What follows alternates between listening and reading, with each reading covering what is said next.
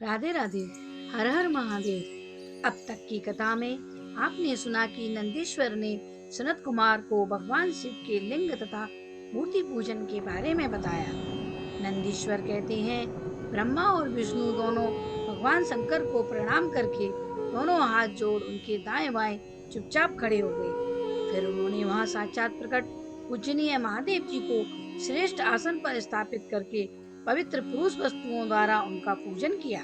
लंबे समय तक अविकृत भाव से सुस्थिर रहने वाली वस्तुओं को पुरुष वस्तु कहते हैं और थोड़े समय तक ही टिकने वाली क्षणभंगुर वस्तुएं प्राकृत वस्तुएं कहलाती हैं। इस प्रकार वस्तु के दो भेद होते हैं, हार, नुपुर, केयूर, किरीट, मणिमय, कुंडल, यज्ञोपवीत, उत्तरीय वस्त्र, पुष्पमाला, रेशमी वस्त्र, हार, मुद्रिका, पुष्प, तांबुल, कपूर, चंदन एवं अंगूर का अनुलेप, धूप, दीप, श्वेत छत्र, व्यंजन, ध्वजा, चंवर तथा अन्य अन्य दिव्य उपहारों द्वारा जिनका वैभव वाणी और मन की पहुंच से परे था, जो केवल पशुपति परमात्मा के ही योग्य थे और जिन्हें पशु अर्थात मूर्ख बुद्धि वाले कभी प्राप्त नहीं कर सकते। उन दोनों ने अपने स्वामी महेश्वर का पूजन किया। सबसे पहले वहां ब्रह्मा और विष्णु ने भगवान शंकर की पूजा की। इससे प्रसन्न हो भक्ति पूर्वक भगवान शिव ने वहां नर्म स्वभाव से खड़े हुए उन दोनों देवताओं से मुस्कुराकर कहा, महेश्वर बोले, पुत्रों, आज का दिन एक महान दिन है। इसमें तुम्हारे द्वारा जो आज मेरी पूजा हुई, इसमें तुम लोगों पर बहुत प्रसन्न हूँ। इसी कारण यह दिन परम पवित्र और महान से महान होगा। आज की यह तिथि शिवरात्रि के नाम से विख्यात होकर मेरे लिए परम प्रिय होगी। इससे समय में जो मेरे लिंग अर्थात निराकार और मूर्ति अर्थात साकार की पूजा करेगा, वह पुरुष जगत की सृष्टि और पालन आदि कार्य भी कर सकता है। जो शिवरात्रि को दिन रात निराहार एवं जितेंद्रिय रहकर अपनी शक्ति के अनुसार मेरी यथोचित पूजा करेगा, उसके मिलने वाले फल का वर्णन सुनो। 1 साल तक प्रतिदिन मेरी पूजा करने पर जो फल मिलता है, वह सारा फल केवल शिवरात्रि को मेरा पूजन करने से ही मनुष्य को तुरंत मिल जाता है। जैसे पूर्ण चंद्रमा का उदय समुद्र की वृद्धि का अवसर है, उसी प्रकार यह शिवरात्रि तिथि मेरे धर्म की वृद्धि का समय है। इस तिथि में मेरी स्थापना आदि का मंगलमय उत्सव होना चाहिए। पहले मैं जब ज्योतिर्मय स्तंभ रूप से प्रकट हुआ था, वह समय मार्गशीर्ष मास में आद्रा नक्षत्र युक्त पूर्णमासी या प्रतिपदा है। जो पुरुष मार्गशीर्ष मास में आद्रा नक्षत्र होने पर पार्वती सहित मेरा दर्शन करता है अथवा मेरी मूर्ति या लिंग की ही झांकी करता है, वे मेरे लिए कार्तिकेय से भी अधिक प्रिय है। उस शुभ दिन को मेरे दर्शन मात्र से पूरा फल प्राप्त होता है। यदि दर्शन के साथ साथ मेरा पूजन भी किया जाए तो इतना अधिक फल प्राप्त होता है कि उसका वाणी द्वारा वर्णन नहीं हो सकता।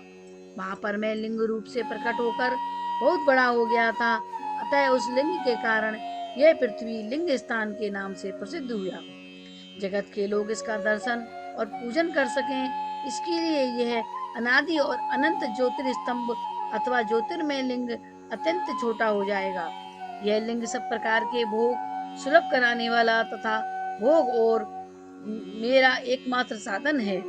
इसका दर्शन, स्पर्श और ध्यान किया जाए तो यह प्राणियों को जन्म और मृत्यु के कष्ट से छुड़ाने वाला है। अग्नि के पहाड़ जैसा जो जय शिवलिंग यहाँ प्रकट हुआ है, इसके कारण यह स्थान अरुणाचल प्रदेश के नाम से विख्यात होगा। यहाँ अनेक प्रकार के बड़े बड़े तीर्थ प्रकट होंगे। इस स्थान में निवास करने या मरने से जीवों को मोक्ष तक हो जाएगा। मेरे 2 रूप हैं, साकार और निराकार। दूसरे किसी ऐसे रूप नहीं है। पहले मैं स्तंभ रूप से प्रकट हुआ, फिर अपने साक्षात रूप से। ब्रह्म भाव मेरा निराकार रूप है और महेश्वर भाव सकल रूप, ये दोनों मेरे ही सिद्ध रूप हैं। मैं ही परब्रह्म परमात्मा हूँ। कला युक्त और अकल मेरे ही स्वरूप है। ब्रह्म रूप होने के कारण मैं क्षीर भी हूँ, ईश्वर भी हूँ। जीवों पर अनुग्रह आदि करना मेरा कार्य है। ब्रह्मा और केशव मैं सबसे वृहत और जगत की वृद्धि करने वाला होने के कारण ब्रह्म कहलाता हूँ। सर्वस्त्र समरूप से स्थित और व्यापक होने से ही मैं सबका आत्मा हूँ। स्वर्ग से लेकर अनुग्रह तक जो जगत संबंधी 5 कीर्ति हैं, वे सदा मेरे ही हैं। मेरे अतिरिक्त दूसरे किसी के नहीं हैं, क्योंकि मैं ही सबका ईश्वर हूँ। पहले मेरी ब्रह्म रूपता का बोध करने के लिए निराकार लिंग प्रकट हुआ था। फिर अज्ञात ईश्वर का साक्षात्कार कराने के निमित्त में साक्षात जगदीश्वर ही सकल रूप में तत्काल प्रकट हो गया।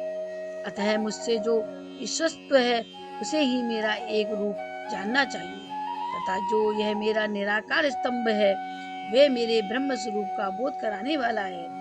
ये मेरा ही लिंग है। तुम दोनों प्रतिदिन यहाँ रहकर इसका पूजन करो। यह मेरा ही स्वरूप है और मेरे स्वामित्व की प्राप्ति कराने वाला है। लिंग और लिंगी में नित्य अभेद होने के कारण मेरे इस लिंग का महान पुरुषों को भी पूजन करना चाहिए। मेरे एक लिंग की स्थापना करने का यह फल बताया गया है कि उपासक को मेरी समानता की प्राप्ति हो जाती है। यदि एक के बाद दूसरे शिवलिंग की भी स्थापना कर दी गई, तब तो उपासक को फल स्वरूप से मेरे साथ एकत्व रूप फल प्राप्त होता है। सबसे पहले शिवलिंग की ही स्थापना करनी चाहिए। मूर्ति की स्थापना उसकी अपेक्षा कम है। शिवलिंग के अभाव में सब ओर से मूर्ति युक्त होने पर भी वह स्थान दोष क्षेत्र नहीं कहलाता। आगे की कथा सुनने के लिए मेरे वीडियो को लाइक करें और मेरे चैनल पर नए हो तो एक सब्सक्राइब अवश्य करें और मेरी इस वीडियो को औरों को भी शेयर करें, जिससे कि इस पूर्णमयी शिव पुराण की कथा को और भी सुन सकें। यह भी एक पुण्य का काम होगा। राधे राधे। हर हर महादेव।